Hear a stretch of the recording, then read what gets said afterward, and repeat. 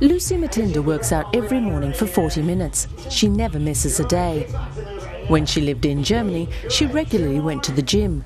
But now she's got a job in management and doesn't have much time. The days I don't do the workout, I feel like my head is clogged up. But once I do it in the morning, I shower, get ready to go to work. I'm alert and fresh to face the day.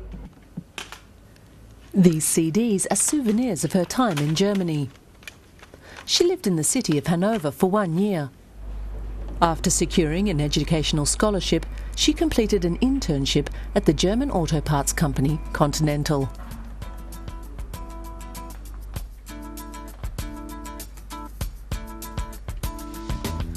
Lucy says she appreciated the value placed on order and punctuality in Germany. She could depend on things. At least most of the time. One day I had trouble with the water in my apartment. I couldn't believe that could happen in Germany.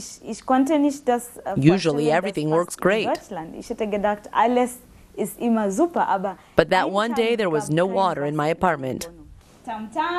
One thing the 32-year-old engineer has a hard time understanding is why so few young mothers in Germany work. Her own daughter, Atara, has a babysitter. Lucy was offered a job in Germany, but she wanted to return home. She's been back in the Kenyan capital, Nairobi, for 3 years now.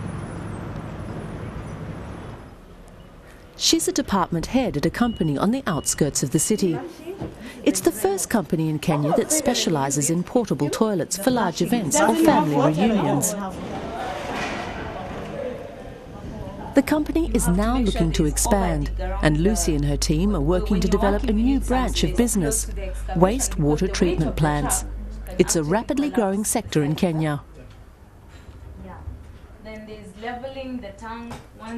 She says it's a challenge, but her international experience has helped. The first thing I noticed was how we do our meetings and the minutes. So I changed the meeting minutes template from just general stories to task, item, responsible, target date. And it's really helped us because in every meeting we've closed an item, we need to move to the next. Based on that, now that Lucy's boss says her fondness for order irritates her colleagues at times. But he values employees who are efficient and have international experience like Lucy. We need to start looking at people who have longer-term projections on their lives and longer-term plans. It's very often that you're finding employees staying 1 year on a job and moving to the next job for a 5% increment or even a 1% increment. So they're not looking at building careers. His company competes with many international firms in Nairobi, East Africa's most important economic hub. The city's 5 universities boast a growing class of elite students. It's sad that we rely on 80% imports, yet we have very sharp people here. We've studied technical subjects, but we have to keep on importing.